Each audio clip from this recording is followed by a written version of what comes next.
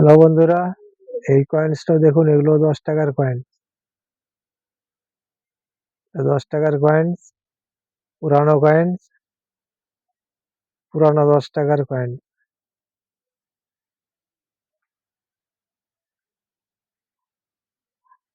পুরানো 10 টাকার কয়েন।